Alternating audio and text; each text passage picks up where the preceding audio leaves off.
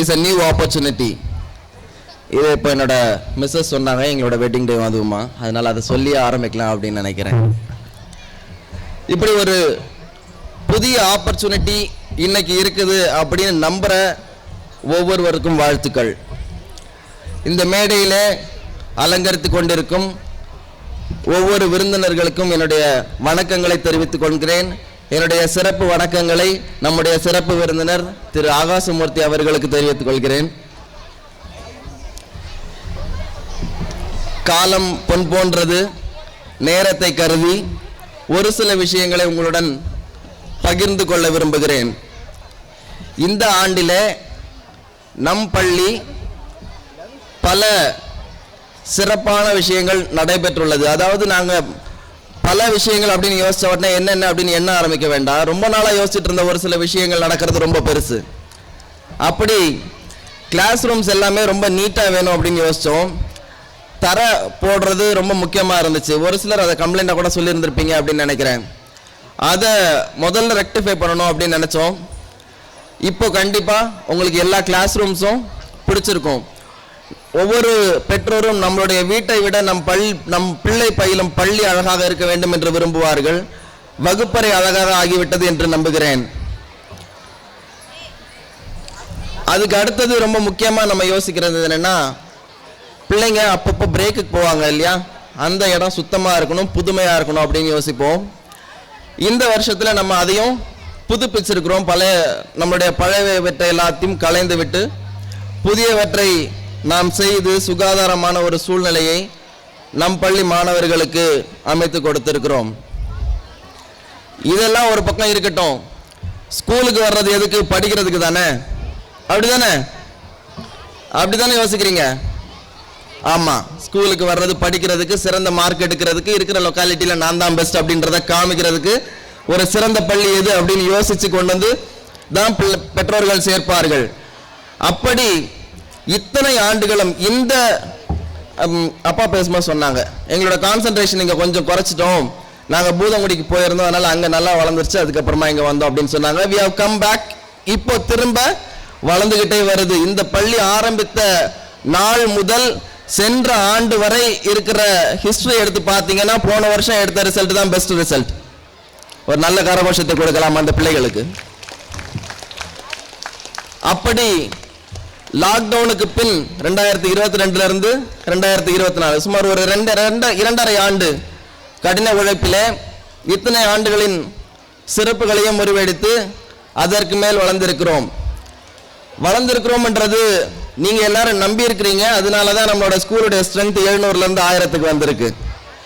ஏற்கனவே இந்த லாக்டவுன் டைம்ல 700 பிள்ளைங்க இருந்தாங்க, இப்போ 1000 பேர் இருக்காங்க. 30% கால் பங்கை விட அதிகமான பிள்ளைகள் சேர்ந்திருப்பது நம் பள்ளியில் மட்டுமே, நம்மளுடைய சுத்து வட்டாரத்தில். இப்படிப்பட்ட சிறப்புகள் எப்படி நடக்குது அப்படின்னு யோசிச்சா அதுக்கு முக்கியமானவங்க ஆசிரியர்கள் தான். நான் ஆசிரியர்களை தான் பாராட்டுவேன் இதுக்கு. ஏன்னா அவங்களுக்கு இருக்கிற சேலஞ்சஸ் மாதிரி வேற யாருக்கும் கிடையாது. மேனேஜ்மெண்ட்லேருந்து இதை முடிச்சாகணும் அப்படின்னு சொல்லுவாங்க, ஹெச்எம் இதெல்லாம் முடிச்சாகணும், கண்டிப்பாக இவ்வளோ வரணும் அப்படின்றத இன்ஃபார்ம் பண்ணுவாங்க. ஆனால் பிள்ளைங்களுக்கு அது கொஞ்சம் சேலஞ்சாக இருக்கும். ஒரு சில இடங்களில் பெற்றோர்களுடைய ஒத்துழைப்பு மேக்சிமம் இடத்துல நிறையா கொடுத்தாலும் அங்கங்கே இன்னைக்கு முடியாதுங்க, இன்னைக்கு ஒரு நாள் பையன் லேட்டாக வந்துட்டான் விட்டுருங்க, அப்படியெல்லாம் இருக்கும். ஆனால் அதையும் தாண்டி சிறப்பான ரிசல்ட்டை ஒவ்வொரு மாணவரிடமும் ஃபர்ஸ்ட் மார்க் மட்டும் எடுக்கிறது பெருசுங்க. ஒரு பிள்ளையுடைய கல்வி தரமும் உயர வேண்டும் என்று ஒவ்வொரு பிள்ளையையும் உயர்த்துவதுதான் சிறப்பு. அப்படி முயன்று சிறப்பு இடத்திற்கு கொண்டு வந்து கொண்டிருக்கும் நம் பள்ளி ஆசிரியைகள் அனைவரையும் நான் இந்த நேரத்திலே வாழ்த்துவதில் மகிழ்ச்சி கொள்கிறேன்.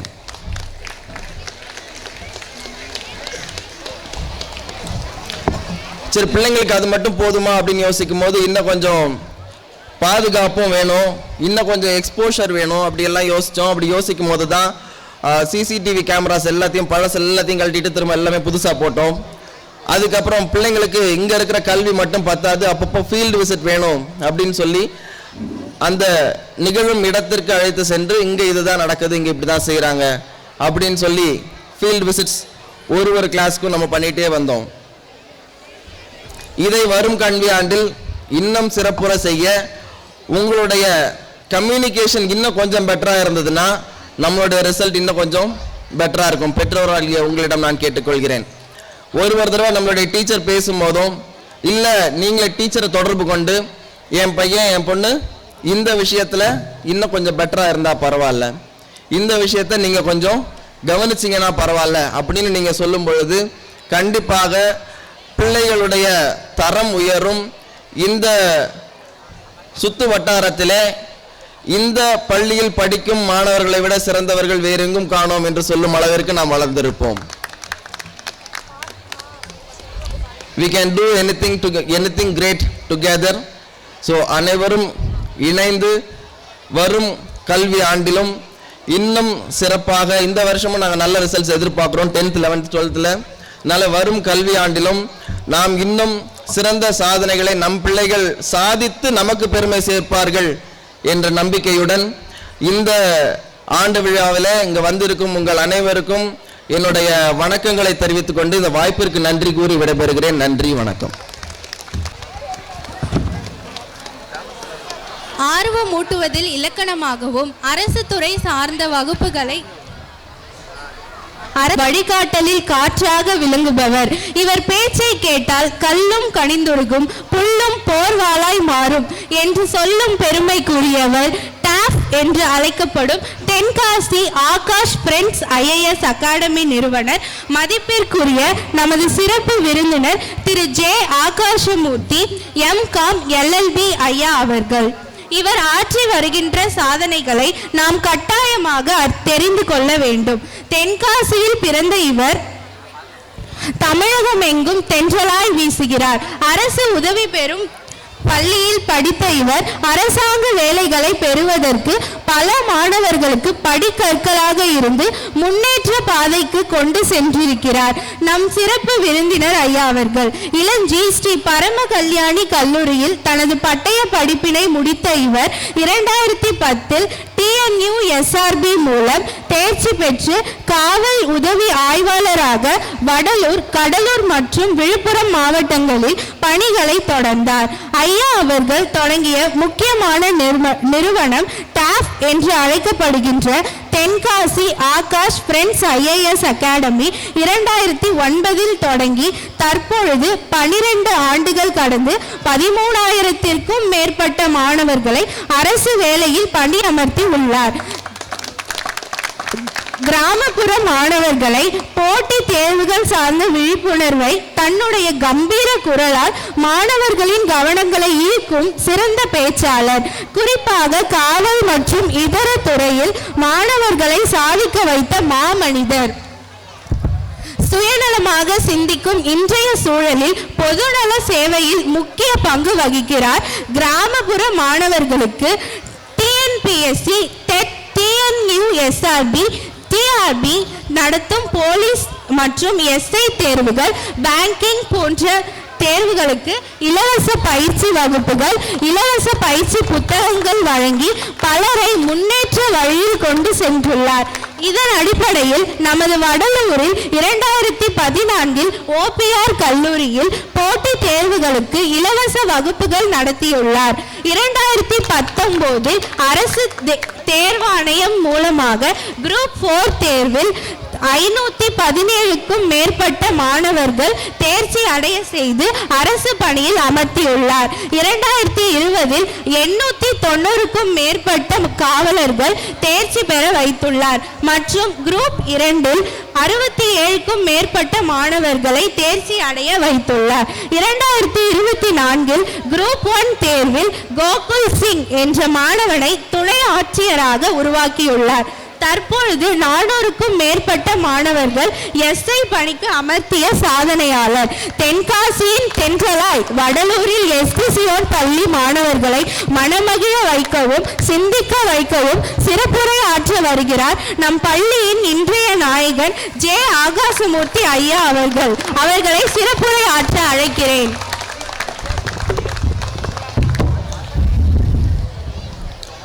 அரியாசனம் உனக்கே ஆனால் உனக்கு சரியாரும் உண்டோ தமிழே, எங்கள் வாழ்வும் எங்கள் வளமும் மங்காத தமிழென்று சங்கே முழங்கு. இன்றைய தினம் என்னுடைய வாழ்வில் நிச்சயமாக ஒரு மறக்க முடியாத தினமாக இருக்கும். இப்படி ஒரு அருமையான ஒரு வாய்ப்பை அளித்த வடலூர் சியோன் பள்ளியினுடைய கரஸ்பாண்டன்ட் அன்பிற்குரிய நண்பர் திரு பிரவீன் அவர்களுக்கு என்னுடைய மனமார்ந்த நன்றியை தெரிவித்துக் கொள்கிறேன். ஒரு அற்புதமான ஒரு தருணம். வள்ளற்பெருமானுடைய இந்த வடலூரிலே அவர் ஏற்றி வைத்த நெருப்பொன்று இன்றும் மக்களுடைய பசியை போக்கிக் கொண்டிருப்பது போல அணையாத கல்வி நெருப்பை நமக்கெல்லாம் ஏற்றி வைத்த இந்த பள்ளியினுடைய நிறுவனர் சாமுவேல் ஐயா அவர்களுக்கு என்னுடைய பாதம் பணிந்த நன்றியை தெரிவித்துக் கொள்கிறேன். நிச்சயமாக 45 ஆண்டுகள் மட்டுமல்ல, அந்த வள்ளற்பெருமானை போல என்றும் நீங்காத கல்வி சேவையை நீங்கள் நிச்சயமாக செய்து கொண்டிருப்பீர்கள் ஐயா. நீங்கள் ஏற்றி வைத்த இந்த கல்வி என்னும் அணையாத நெருப்பு என்றும் எரிந்து கொண்டே இருக்கும் ஐயா. அதுக்கு என்னுடைய மனமார்ந்த வாழ்த்துக்கள் ஐயா. உங்களை வாழ்த்த வயதில்லை எனிலும் வணங்கி நானும் இறைவனை வேண்டிக் கொள்கிறேன். இங்கு மேடையில் பல்வேறு பெரியோர்கள் அமர்ந்திருக்கிறார்கள். அவர்கள் அனைவரும் நான் 2013ஆம் ஆண்டு சப் இன்ஸ்பெக்டரா ஃபர்ஸ்ட் இந்த கடலூர் டிஸ்ட்ரிக்ட்ல வடலூர் போலீஸ் ஸ்டேஷனுக்கு ஜாயின் பண்ணேன். ஃபர்ஸ்ட் போஸ்டிங் அட் வடலூர் அப்படின்னு நான் ட்ரைனிங் முடிச்சு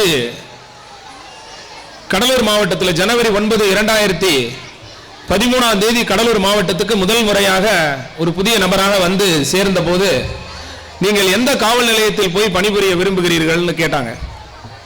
என்னுடைய சொந்த மாவட்டம் திருநெல்வேலி. நான் விருதாச்சலம் காவல் நிலையத்தில் பணிபுரிய விரும்புகிறேன், எனக்கு அந்த ஊர் தான் வேணும்னு ஒரு பேப்பரில் எழுதி கொடுத்தேன். ஏன்னா அங்கே தான் ரயில்வே ஸ்டேஷன் இருக்கு, ஊருக்கு ஓடி போகிறதுக்கு வசதியாக இருக்கும் அப்படின்னு சொல்லிட்டு விருதாச்சலம்னு எழுதி கொடுத்தேன். நான் வந்த நேரம் தைப்பூசம் வருது. அதனால தைப்பூசத்துக்கு ஒரு நல்ல சப் இன்ஸ்பெக்டர் வடலூர் காவல் நிலையத்துக்கு தேவைன்னு சொல்லிட்டு என்னை அப்ப இருந்த காவல் கண்காணிப்பாளர், நீ வடலூர் போய் பணி செய், உன் வாழ்க்கை மாறும், அங்க போய் நீ வேலை செய்யின்னு சொல்லிட்டு என்னைய, நான் கேட்டது விருதாச்சலம், அவர்கள் தந்தது வடலூர். வடலூர்ல போய் நீ சப் இன்ஸ்பெக்டரா வேலை பாருன்னு சொல்லிட்டாங்க. அப்பதான் முதல் முறையாக பேக் எடுத்துட்டு வடலூருக்கு வந்தேன். அன்னைக்கு நான் கேட்ட பணியை தரலையே அப்படின்னு எனக்கு ஒரு வருத்தம். வடலூருடைய புகழ் நான் அறியவில்லை. வந்த அன்னைக்கே நான் என்ன பண்ணிட்டேன்னா, நான் கேட்டது நான் நினைச்சது நடக்கலையேன்னு சொல்லிட்டு, நம்மகிட்ட தான் படிப்பு இருக்கு, நம்ம படிச்சு எந்த பணிக்குனாலும் போய்க்கலாம், எஸ்ஐயா தான் வேலை பார்க்கணுமா என்ன, நம்ம படிச்சு வேற வேற தேர்வுகள் தேர்ச்சி பெற்றுக்கலாம், நான் கேட்டது நான் நினைச்சது நடக்கலைன்னு சொல்லிட்டு இங்க ஜாயின் பண்ண அன்னைக்கே இரவு ஒரு 9 மணி இருக்கும். அப்பதான் நான் வடலூரை பார்க்கறேன். 9:30 மணிக்குள்ள என்னுடைய அப்ப இருந்த இன்ஸ்பெக்டர் சார்ட்ட லீவு கேட்டு வாங்கிட்டு, இனிமே இந்த ஊர் பக்கம் வரவே கூடாது அப்படின்னு முடிவு பண்ணிட்டு 9 மணிக்கு பைக்லயே தென்காசிக்கு என்னுடைய பயணத்தை தொடங்கிட்டேன். ஒரு அரை மணி நேரத்தில் லீவ் வாங்கிட்டு போனவன் தான். ஒரு 6 மாத காலம் வேலைக்கு திரும்பி வரவே இல்லை. திருப்பி சப் இன்ஸ்பெக்டர் வேலைக்கே வரக்கூடாதுன்னு ஊர்லயே இருந்துட்டேன். நான் கேட்ட ஊர்ல எனக்கு போஸ்டிங் தரல அப்படின்னு. அப்போ ஒரு நாள் என் ஊர்ல இருந்து ஒரு 10 கிலோமீட்டர் தூரத்தில் இருந்த ஒரு ஊருக்கு நான் பைக்ல போயிட்டு இருக்கும்போது ஒருத்தர் லிப்ட் கேட்டார், ஒரு பெரிய மனிதர். அவருக்கு என்னோட பைக்ல லிப்ட் கொடுத்தேன். அந்த பெரிய மனிதர் என்கிட்ட விசாரிச்சுக்கிட்டே வந்தார், நீங்க என்ன பண்றீங்க அப்படின்னு. நான் வடலூர்ல சப் இன்ஸ்பெக்டரா இருக்கேன் அப்படின்னு. ஆனா இப்ப ஓடி வந்துட்டேங்கிறத சொல்ல முடியாது இல்லையா, அதனால வடலூர்ல சப் இன்ஸ்பெக்டரா இருக்கேன் அப்படின்னு சொன்னேன். அப்படியா அப்படின்ட்டு அவருக்கு ஒரு 70-75 வயது இருக்கும் அவருக்கு. அவரை இறக்கி விடக்கூடிய இடம் வந்தோடனே அவரை இறக்கி விட்ட உடனே அவர் என்கிட்ட, தம்பி கொஞ்சம் உங்க பைக்ல இருந்து கீழே இறங்குறீங்களா அப்படின்னு கேட்டார். உடனே என்ன பைக்ல இருந்து கீழே இறங்குறீங்களான்னு கேட்டேன். இறங்கினேன். இறங்கின உடனே அந்த 75 வயது மனிதர் என்னுடைய காலில் விழுந்தார். உடனே ஐயா எதுக்கு ஐயா ஏன் காலில் விழுறீங்க அப்படின்னு. நீங்க எப்பேற்பட்ட ஊர்ல பணி செய்றீங்க தெரியுமா, அந்த வடலூர்ல வள்ளற்பெருமான் இருக்கக்கூடிய மண்ணுல அந்த கொடுப்பனை யாருக்கு கிடைக்கும், ஆனா உங்களுக்கு கிடைச்சிருக்கு. அது எவ்வளவு பெரிய விஷயம். என்னால வடலூருக்கு ஐயாவையோ ஜோதியவோ பார்க்க முடியல, ஆனா அவர் மண்ணில மக்கள் சேவை செய்யக்கூடிய உங்களுடைய திருவடிகளை விழுந்து வணங்கக்கூடிய பேர் எனக்கு வடலூருக்கு சென்று வந்த பெருமையை தந்ததுன்னு சொல்லி என்னுடைய காலில் விழுந்தார் அவர். அன்னைக்கு தான் என் மனசுல தோணிச்சு, நம்ம ஏதோ தப்பு பண்ணிட்டோம் போல. இந்த வடலூர்ல இருந்து நம்ம வந்து இந்த வேலையை விட்டுட்டு வேலை வேண்டான்னு வந்தது தப்பு போல அப்படின்னு அன்னைக்கு மனசு உறுத்திக்கிட்டு இருந்தது. மறுநாளே காவல்துறையிலேருந்து எனக்கு அழைப்பு வந்தது, நீங்கள் உடனடியாக வடலூருக்கு வரணும் அப்படின்னு. நான் எந்த மறுப்பும் சொல்லாமல் நேர வந்து மீண்டும் வந்து என்னுடைய பணியில் சேர்ந்தேன். அந்த நாளை இன்னைக்கு நான் நினச்சி பார்க்குறேன். அப்படி நான் மீண்டும் வடலூருக்கு வரலன்னா இன்னைக்கு உங்களையெல்லாம் இப்படி சந்திக்கக்கூடிய ஒரு வாய்ப்பு வந்து எனக்கு கிடைச்சிருக்காது. அப்பேற்பட்ட இந்த மண், வாடிய பயிரை கண்டபோதெல்லாம் வாடியவர் வல்லப்பெருமான். அவருடைய இந்த மண்ணிலே இப்படி ஒரு கல்வி சேவை செய்யக்கூடிய ஒரு நிறுவனத்திலே, இந்த சியோன் பள்ளியிலே எனக்கு ஒரு வாய்ப்பு கொடுத்ததற்கு என்னுடைய மனமார்ந்த நன்றியை நான் வந்து தெரிவித்துக் கொள்கிறேன். இன்று நான் என்ன பேச எனக்கே ஒரு உணர்ச்சி பூர்வமாக இருக்கிறது. என்ன பேசலாம் அப்படின்னு யோசிச்சுக்கிட்டே இருக்கேன். என்னடா பேசலாம்? ஆனா நிச்சயமா இங்க கூடியிருக்கக்கூடிய அவைன்னு பார்க்கும்போது 3 தரப்பினர் இருக்காங்க. ஒன்னு குழந்தைகள், இன்னொன்னு பெற்றோர்கள், இன்னொன்னு ஆசிரியர் பெருமக்கள். குழந்தைகளை பொறுத்தளவையில அவங்க இப்ப ஜாலியான மூமெண்ட்ல இருப்பாங்க. அவங்கள பொறுத்தளவையில நம்ம நினைத்து கொண்டிருக்கிறோம் பள்ளி குழந்தைகள்லாம் நம்ம பேசினா கேட்க மாட்டாங்க அப்படின்னு. நிச்சயமா இல்லை. நான் ஒரு கல்லூரியில் போய் பேச போனேன்னா ஒரு 10% பேர் தான் நான் சொன்னதை கேட்பாங்க. நான் ஒரு 10, 11, 12ஆம் வகுப்பு மாணவர்கள்ட்ட பேச போனா 50% நான் சொன்னதை கேட்பாங்க. நான் 5ஆம் வகுப்பு 6ஆம் வகுப்பு குழந்தைகளிடம் பேச சென்றால் 90% நான் பேசுறதை கேட்பாங்க. இந்த குழந்தைகள் பேசுறதை கேட்கவே மாட்டாங்க அப்படின்னு சொல்ற கருத்து நான் வந்து உடன்பட மாட்டேன். அவங்க எப்படின்னு கேட்டா நம்ம பேசுறதை கேட்பாங்க, ஆனா கேட்காத மாதிரியே கவனத்தை வச்சிருப்பாங்க. அந்த மாதிரி ஒரு ஆட்கள் அவங்க. நிச்சயமாக 2 விஷயங்களை நான் உங்களிடத்துல நினைவுபடுத்தணும்னு நினைக்கிறேன். பெற்றோர்களுக்கு, நீங்கள் குழந்தைகளிடம் பேசும்போது தயவு செய்து கொஞ்சம் ஆர்வமாக பேசுங்கள். ஏன்னா இன்னைக்கு காலகட்டத்தில் நமக்கு பொறுமை ரொம்ப குறைஞ்சிருச்சு. குழந்தையாகத்தான் இருக்கிறார்கள். பெற்றோர்கள் தான் நம் நிதானத்தை வந்து இழந்துட்டே வரோம். நண்பரிடம் உரிமையாக பேசு, தந்தையிடம் நம்பிக்கையாக பேசு, அம்மாவிடம் அன்போடு பேசு. அதுபோல் குழந்தையிடம் ஆர்வமாக நாம பேசக்கூடிய பண்பை வந்து வளர்த்துக்கணும். எவ்வளவு பிஸியா இருந்தாலும் பரவாயில்ல, குழந்தைகள் கேட்கக்கூடிய கேள்விக்கு நிதானமாக நீங்கள் பதில் சொல்லுங்கள். ஏனென்றால் நீங்கள் தான் முதல் ஆசிரியர், எப்போதும் அவர்கள் கூட இருக்கக்கூடிய முதல் ஆசிரியர். அவர்கள் சிந்தனையை முழுவதுமாக தூண்டக்கூடிய பொறுப்பு உங்களுக்கு தான் இருக்கு. நம்ம நிறைய ஸ்கூலுக்கு அந்த பொறுப்பை கொடுத்துட்டு, அந்த சுமையெல்லாம் பள்ளிக்கூடத்துக்கு கொடுத்துட்டு முழுவதுமாக அவங்கள தாங்க சொன்னோம்னா நிச்சயமா அது அவங்களால முடியாது. உங்க வீட்டில் நீங்களும் அவங்களுக்குரிய பங்களிப்பை கட்டாயமாக கொடுக்கணும். இப்ப சமீபத்தில் என் பொண்ணுக்கு வந்து பிறந்த நாள் வந்துச்சு. 13வது வயசு பிறந்தது. உடனே டாடி 13வது வயசு பிறந்திருக்க எனக்கு, நீ எனக்கு 13 gift வாங்கி தரணும், பிறந்த நாளைக்கு பர்த்டேக்கு வாங்கி கொடுப்பியா அப்படின்னு கேட்டாங்க. சரிம்மா நான் வாங்கி தரேன் அப்படின்னு சொல்லி ஒரு 13 gift ரெடி பண்ணி என் பொண்ணுக்கு கொடுத்துட்டு, நான் வாங்கி தரேன், ஆனா அப்பா காண்டி நீ ஒண்ணு செய்வியா? என்ன அப்பா உன்ட கேட்பேன்னு நீ யோசிச்சு வை. 13 gift நான் என்ன தருவேன்னு நீ யோசிக்காத.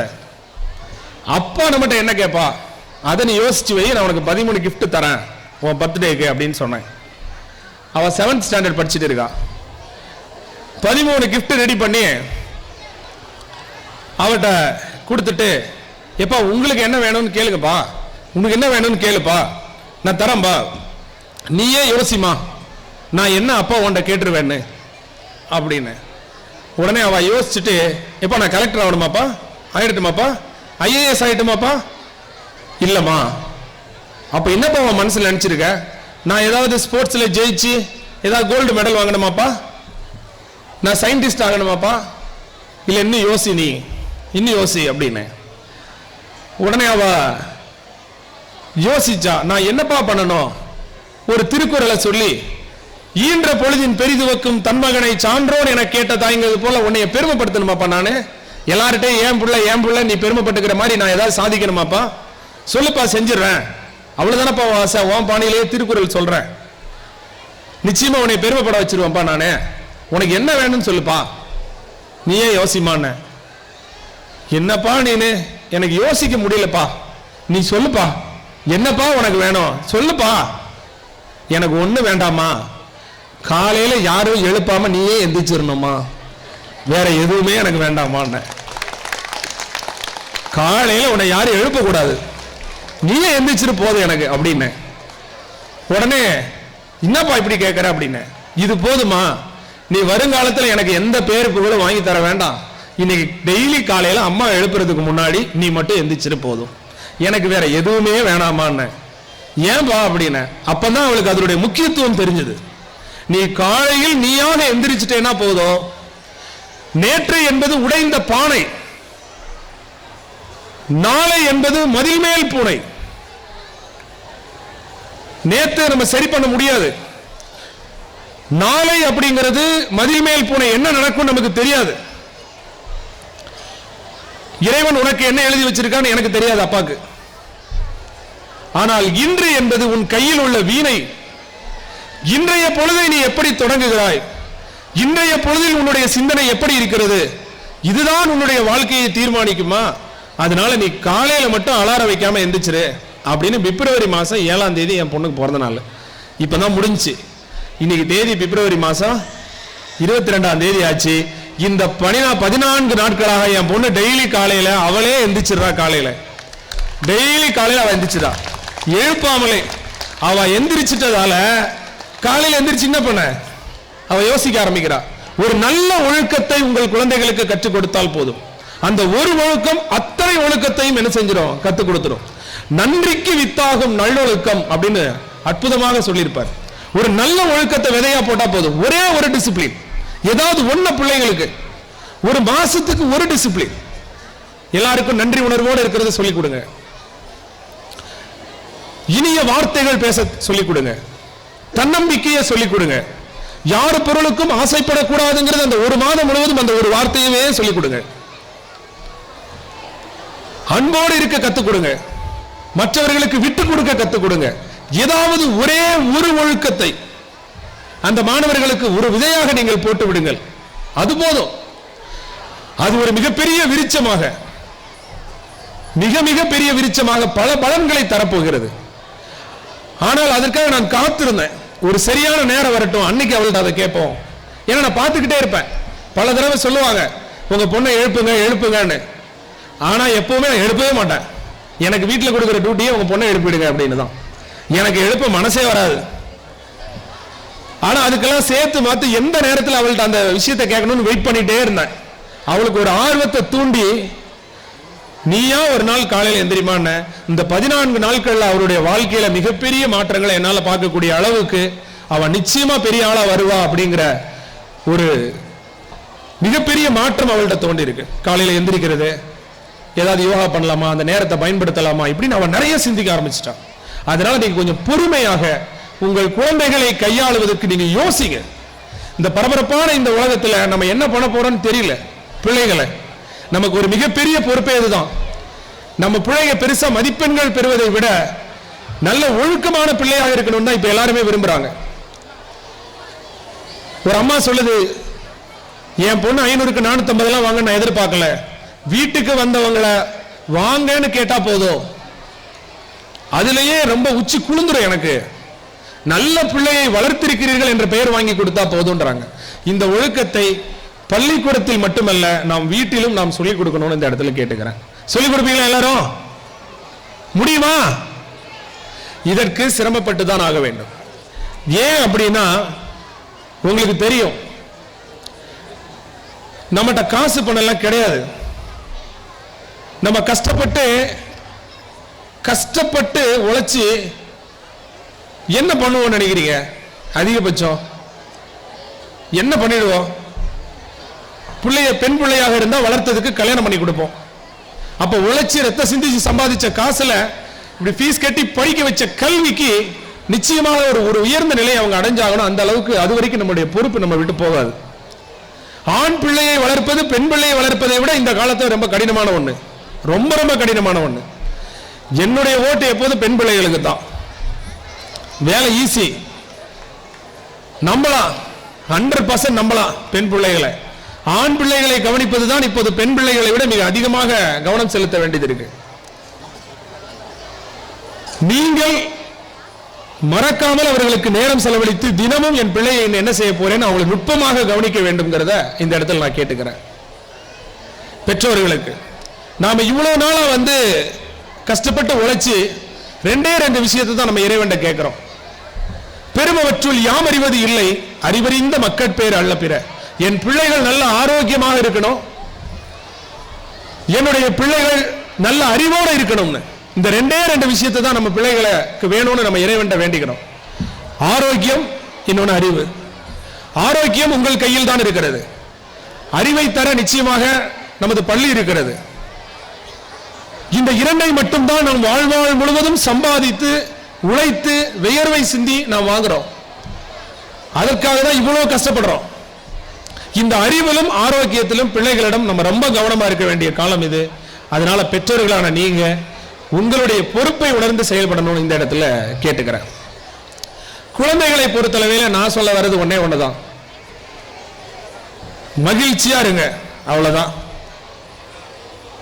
நான் சப் இன்ஸ்பெக்டர் ஆகிறதுக்கு முன்னாடி ஸ்கூலுக்கு இந்த மாதிரி உங்களை போலவே பேக்கை தூக்கிட்டு நடந்து போய்கிட்டு இருக்கும்போது கவர்மெண்ட் வண்டியெல்லாம் அப்படி வரும்.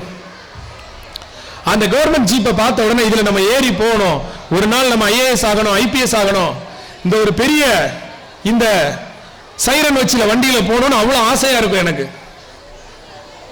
அவ்வளவு ஆசை, ஒரு அரசு பணிக்கு போகணும்னு அப்பவே சின்ன வயசுலயே என்னுடைய மனசுல ஒரு இலக்கை என்னுடைய வீட்டில் இருந்த என்னுடைய பெற்றோர்கள் இதுதான் ஆகணும்னு சொல்லிட்டாங்க. அரசு வேலைக்கு தான் நீ போகணும், கவர்மெண்ட் வேலைக்கு போகணும், நீ போலீஸ் ஆகணும்ட்டாங்க. அந்த போலீஸ் ஜீப்பை பார்த்தாலே போகும்போது வரும்போது அவ்வளவு ஆசையா இருக்கும். பேக்கை தூக்கிட்டு நடந்து போயிட்டு இருக்கும்போது, அதுக்கப்புறம் நான் காலேஜ் கல்லூரி முடித்து சப் இன்ஸ்பெக்டர் தேர்வு எழுதி வெற்றி பெற்று ஜீப்ல போய்கிட்டு இருக்கும்போது எதிரே ஒரு பள்ளி குழந்தை பேக்கை தூக்கிட்டு நடந்து வரும்போது நான் மனசுல நினைப்பேன், நான் பள்ளிக்கூடம் போய்கிட்டு இருக்கும்போது இந்த ஜீப்ல போகணும்னு ஆசைப்பட்டேன்.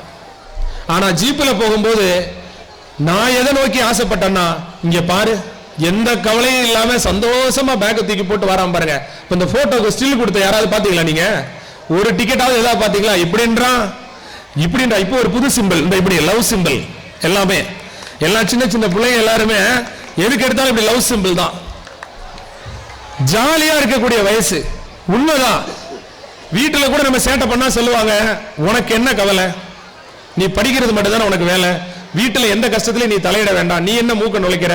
ஏன்னா குழந்தைங்க காது கொடுத்து வீட்டுல என்ன நடக்குதுன்னு கேட்கும் போது நான் எதெல்லாம் முக்கியமானது சொல்றேனோ அப்பெல்லாம் கேட்காத. இந்த பக்கத்து வீட்டுக்காரிய குறை சொல்லும் போது, ஊர்க்கதையை பேசும்போது தான் பிள்ளைங்க காது கொடுத்து கேட்கும். அப்ப வரும் பாருங்க ஒரு கோபம், ஒரு திருக்குவா அம்மா, இதெல்லாம் நல்ல கேளு, இதுக்கெல்லாம் நல்ல ஆலோசனை சொல்லு, ஆனா நல்லது கெட்டது சொல்லும் போது காது கொடுத்து கேட்காத அப்படின்னு ஒரு திருக்கி அழ வைப்பா. இது மகிழ்ச்சியான காலம், நீங்க ரொம்ப ஜாலியா இருங்க.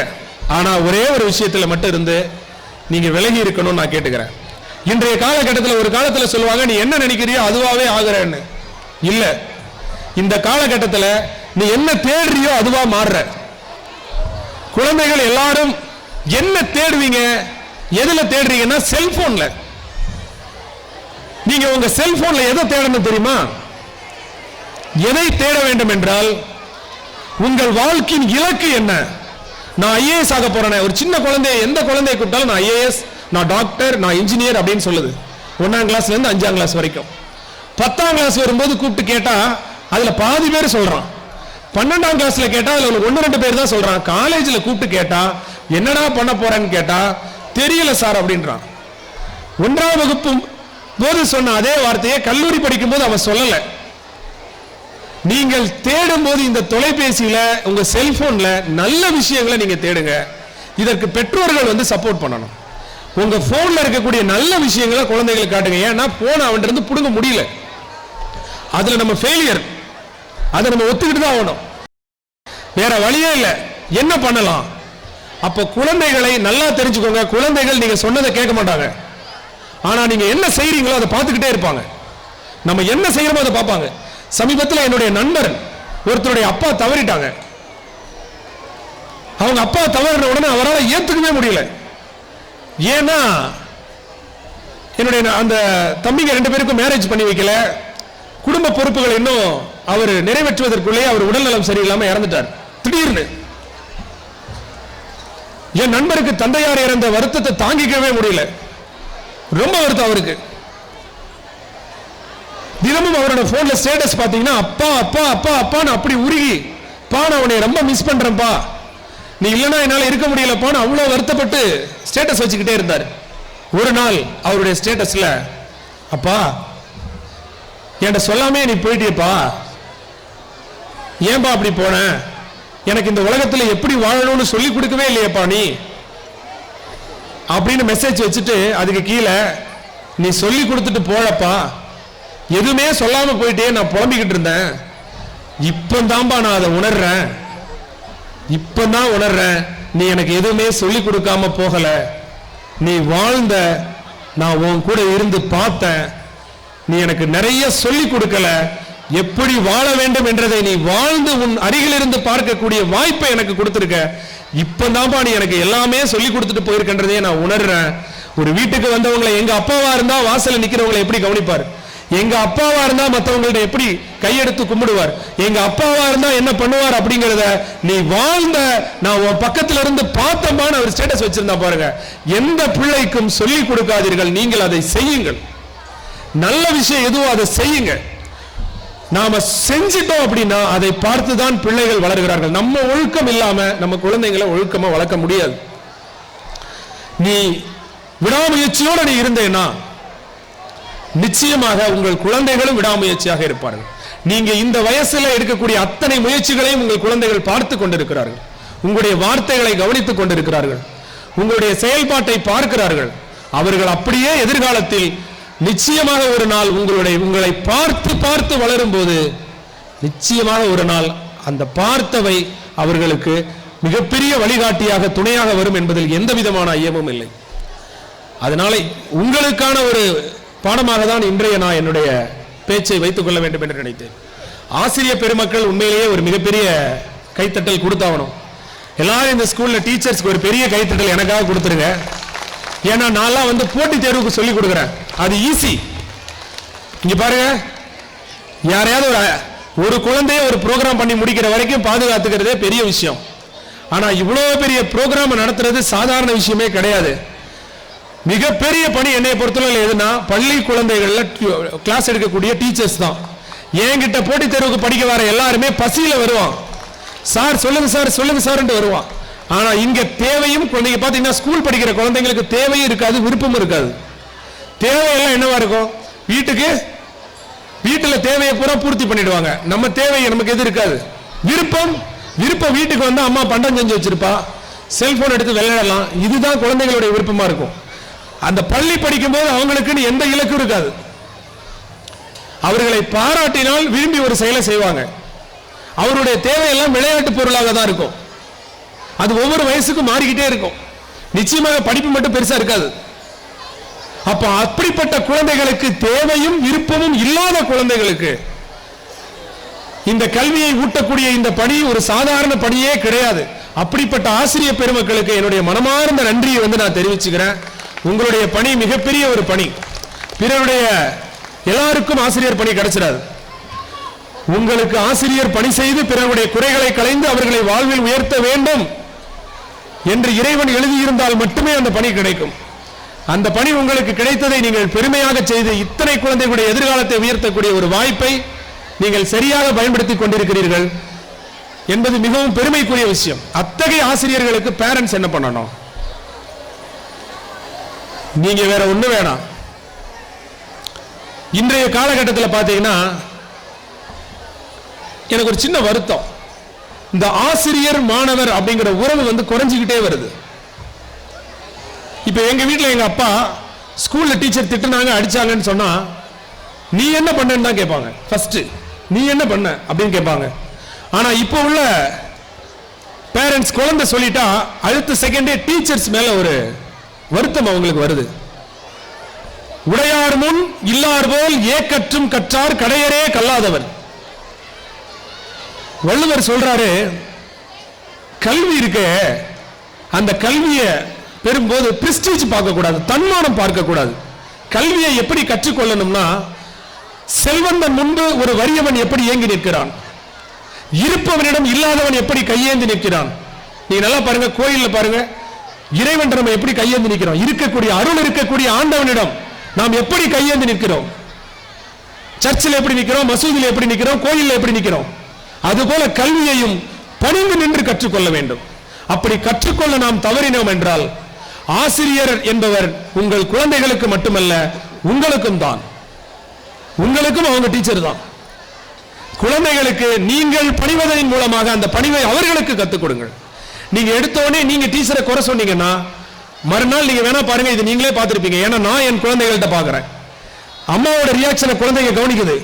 டீச்சரை குறை சொல்லிட்டு அம்மாவும் சேர்த்து குறை சொன்னாங்கன்னா மறுநாள் அந்த குறை சொல்றது அம்மா ரசிக்கான்னு தெரிஞ்சுட்டு வேணுக்கும்னே குறை சொல்லுது அந்த குழந்தைங்க. அதை உருவாக்குறது நாம தான்.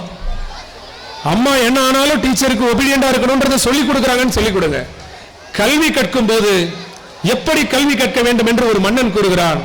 உற்றொழி உதவியும் உருவரல் கொடுத்தும் பிச்சை நிலை முடியாது கற்றல் நன்றே. பிறப்போர் அன்ன உடன் வயிற்றுள்ளும் சிறப்பின் பாலால் தாயின் மனம் தெரியும்.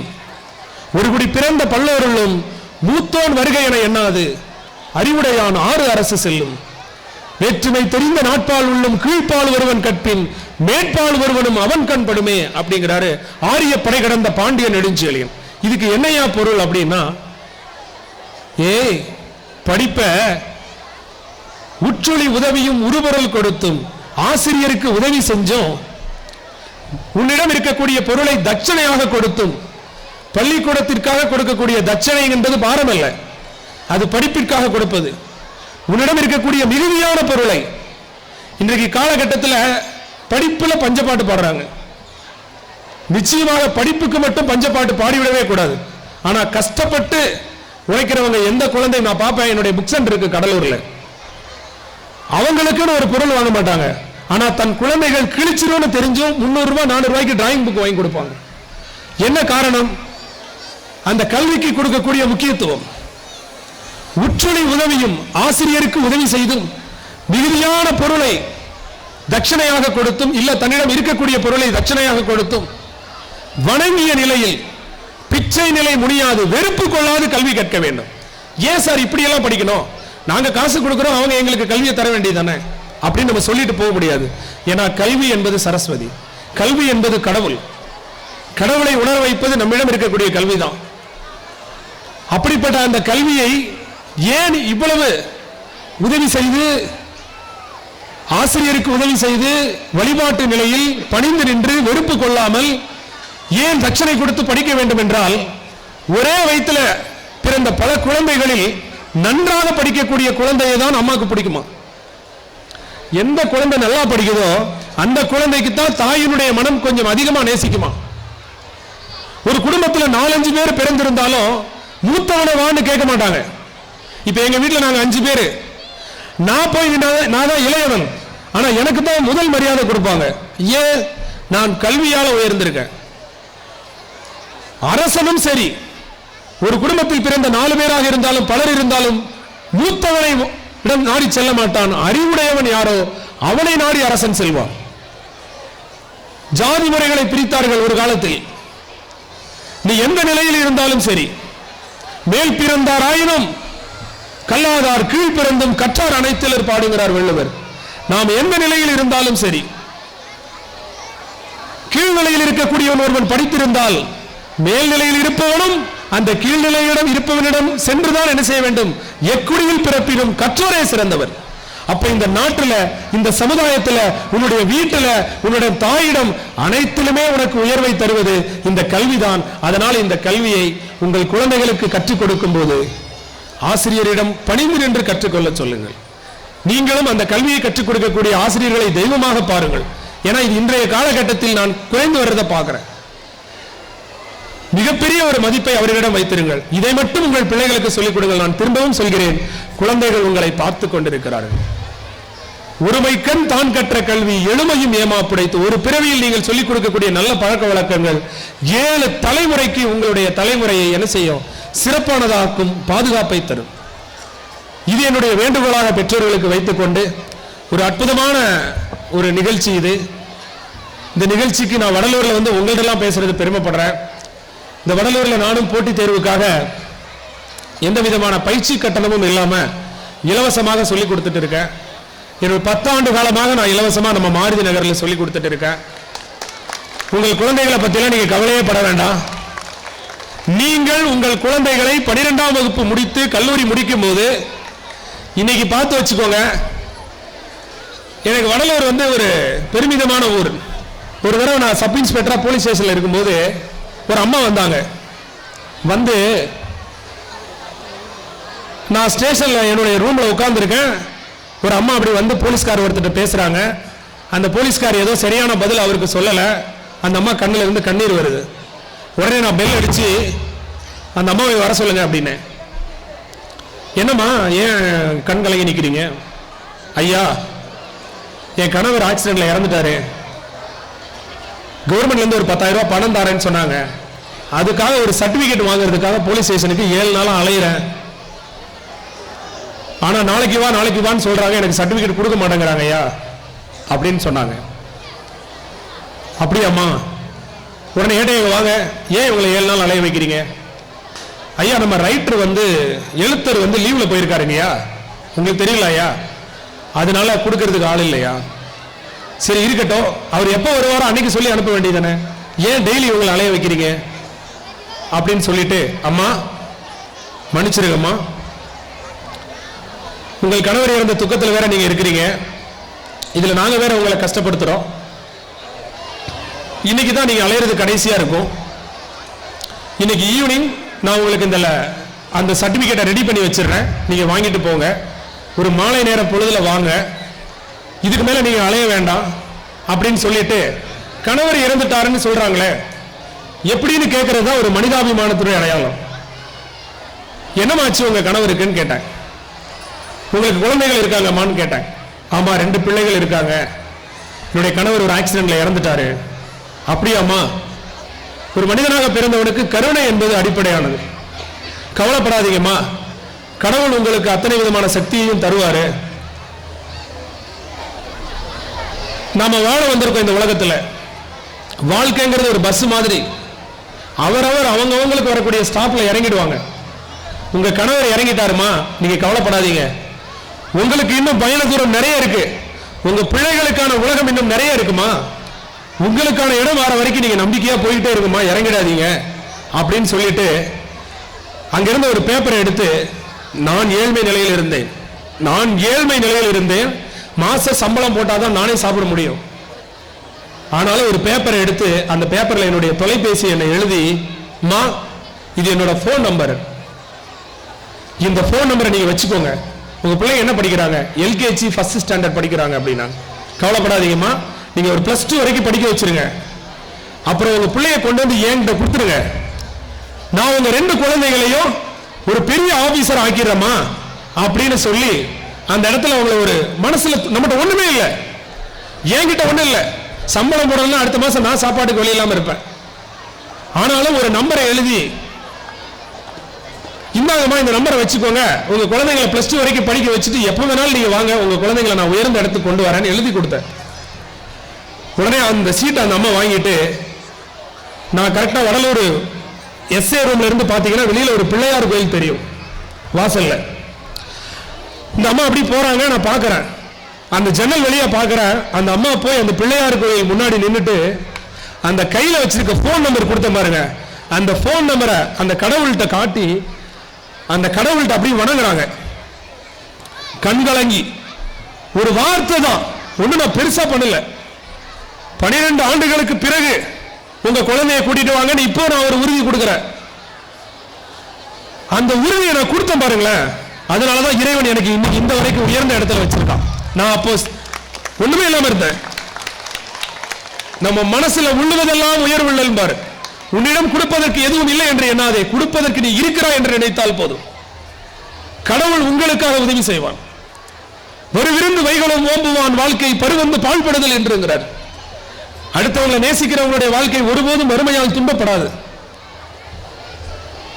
இன்று உண்மையிலேயே பாத்தீங்கன்னா அன்றைய நிலைக்கும் இன்றைய நிலைக்கு நான் நினைச்சு பார்க்கிறேன், உங்க பிள்ளைய அரசு அதிகாரி ஆக்குறேன்னு இன்னைக்கு எத்தனையோ குழந்தைகள், 15,000க்கும் மேற்பட்ட குழந்தைகள் இன்னைக்கு கவர்மெண்ட் எம்ப்ளாயா இருக்காங்க. அன்னைக்கு வடலூருக்கு வரும்போது வெறுங்கை வீசிட்டு வந்தேன், இன்னைக்கு 2000 அரசு ஊழியர்கள் கடலூர் மாவட்டத்தில் இருக்காங்க. இன்னைக்கு கடலூர்ல மட்டும். இதை ஏன் நான் இந்த இடத்துல உங்களுக்கு சொல்றேன்னா, என் வாழ்க்கையில பெரிய லட்சியம் எல்லாம் கிடையாது. வடலூர்ல ஒரு கல்வி நிலையத்தை கவர்மெண்ட் எக்ஸாம் படிக்கிறதுக்கு டிஎன்பிஎஸ்சில இருந்து ஐஏஎஸ் எக்ஸாம் வரைக்கும் ஒரு நிரந்தரமான ஒரு கல்வி நிலையத்தை ஏற்படுத்தி 3 வேளை சாப்பாடும் போட்டு ₹1 காசு கூட வாங்காம அந்த குழந்தைகளை எல்லாரையும் அரசு பணிக்கு அனுப்புங்கிறது தான் என்னுடைய லட்சியம். அதுக்காக தான் இந்த மாவட்டத்தில் நான் இன்னும் இருந்துட்டு இருக்கேன். 10 ஆண்டு காலம் சப் இன்ஸ்பெக்டரா வேலை பார்த்தேன். அப்புறம் வேலையை விட்டுட்டு நான் அட்வொகேட்டா இப்போ பிராக்டிஸ் பண்ணிட்டு இருக்கேன். என்னுடைய லட்சியம் வேற எதுவுமே கிடையாது. உங்களுக்கு வாழ்க்கையில் ஏதாவது லட்சியமா இருக்கான்னு கேட்டா, வடலூரில் அந்த வல்லப்பெருமான் அவருடைய சன்னிதானத்தில் ஒரு கல்வி நிலையத்தை ஏற்படுத்தி இந்தியா முழுவதும் இருந்து வடலூருக்கு வந்து தங்கி இருந்து படிச்சு அரசு வேலைக்கு போகணும். அப்ப எல்லாரும் வடலூருக்கு தேடி வரும்போது வடலூரிலேயே படித்துக் கொண்டிருக்கக்கூடிய நம் பிள்ளைகளை பற்றி நீங்கள் கவலையே பட வேண்டாம். நீங்க நல்ல ஒழுக்கமா மட்டும் வளர்த்துட்டாங்க, அவங்களை உயர்ந்த நிலைக்கு அனுப்புற வேலையை நான் பார்த்துக்கிறேன் அப்படிங்கிறத இந்த இடத்துல நான் ஆணித்தரமாக கூறிவிட்டு, ஏன்னா முதல் வார்த்தையே அடுத்த ஆண்டோட இலக்காக ஐயா என்ன வச்சிருந்தாங்கன்னா, 10th 11th 12th ஸ்கூல் பசங்களுக்கு கேரியர் கைடன்ஸ் அப்படின்னு நீங்க போட்டிருந்தீங்க. ஐயா கொடுத்திருந்தாங்க. அதனால நான் இந்த கருத்தை பதிவு பண்றேன்.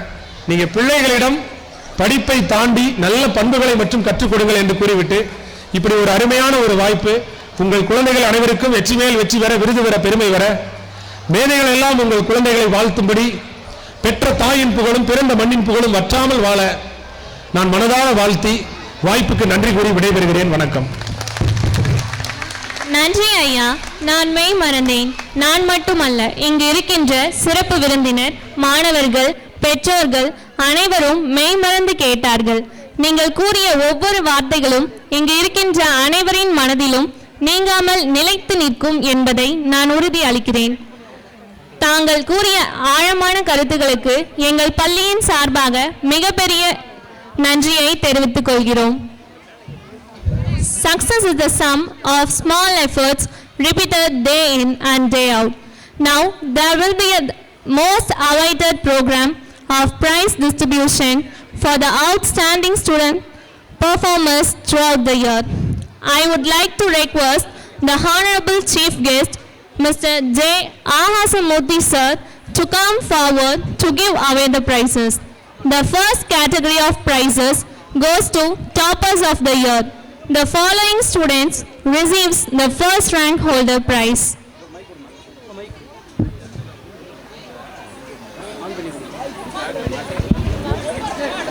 First, I would like to call upon Mauleshwaran. Give them a big round of applause.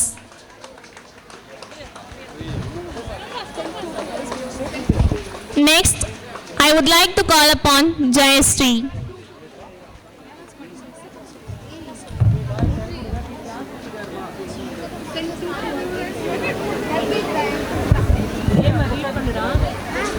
Next, I call upon Vashni.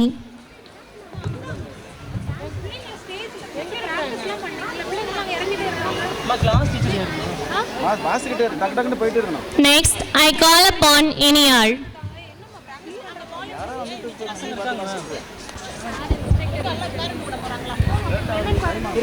Next, I would like to call upon Pradesh. Next, I would call upon Harshini. Next, I would like to call upon Porcherian. Next, I would like to call upon Joshan Brown. Next, I would like to call upon Danvi, Rohin, Varun Joyal, Gugan Jodi, Nakshatra Sri, Elra Safina, Pavan, Deekshan, Derek Rian, Alena Lindsay, Danya, Sasidharan, Sabarivasan, Sherin, Janani, Adira, Gautam, Gopika, Keetana, Sanjay, and University.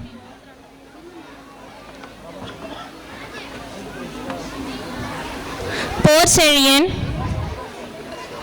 Joshan Brown, Danvi, Rohit, Varun Joyal, Gugan Jodi, Nakshatra Sri, Elra Sarafina, Pavan, Dikshan,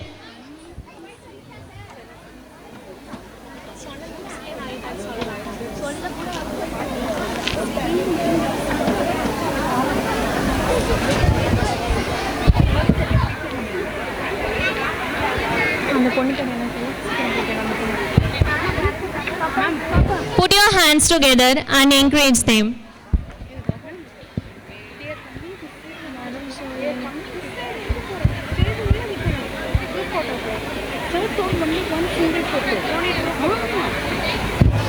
Next, I would like to call upon Gugan Jodi. Next, Nakshatra Sri.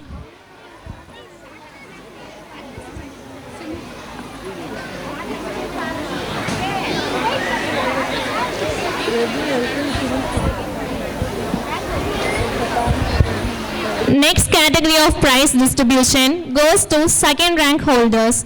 Now, I would like to call upon Ahira Nazeba, Kiruduvin, Danvik, Rihan, Darun Jeevan, Vanmadi, Agustina, Akshan Raj, A.K. Abhinav, S.B. Chaturveda,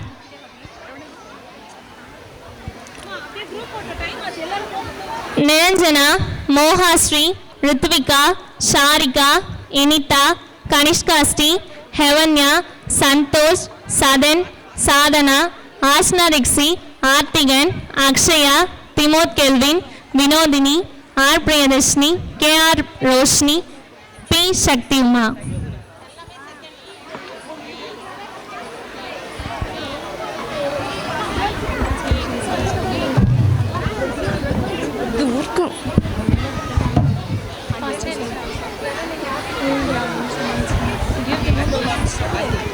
Give them a big round of applause.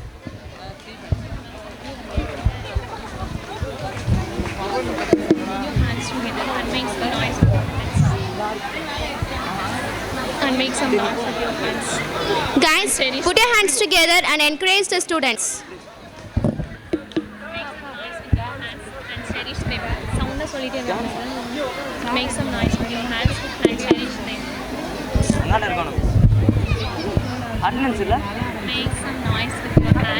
cherish them. Make some noise with your hands and cherish them. டான்ஸா ரெண்டு price முடிச்சிட்டு dance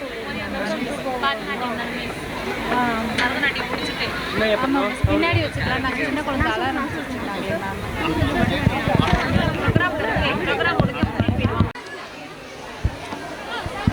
Melvin, Gokulan, Ajish, Pavan, Mukesh, Magirini, Harini, Raksambika, Nidarshan, Perarasi, Naresh, Kanishka Salas, Darshan, Akshaya, Gausalya, Dinesh,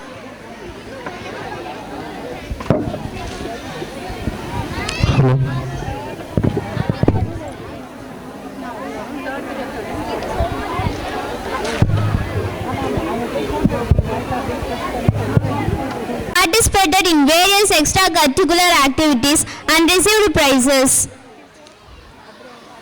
First, I call upon S. Deshwa, who won second prize in karate.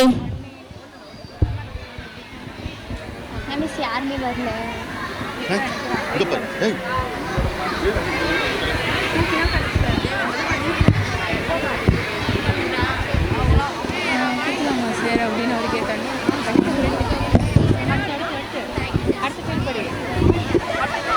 Next, I call upon Prajna Bharati, who won first prize in Bharatanatyam. Next, I call upon Alitik, who won Karate World Record. First, next, I call upon Sugandhan D in Karate performance. Next, I call upon காலப்பான்னு சொல்லக்கூடாது அப்படியே அவர் name மட்டும் சொல்லி பேர் S. Santosh for Karate performance. Next, A.R. Darun asked. These students achieved the world record. Put your hands together, guys. மேல வரணும் வா தனுஷா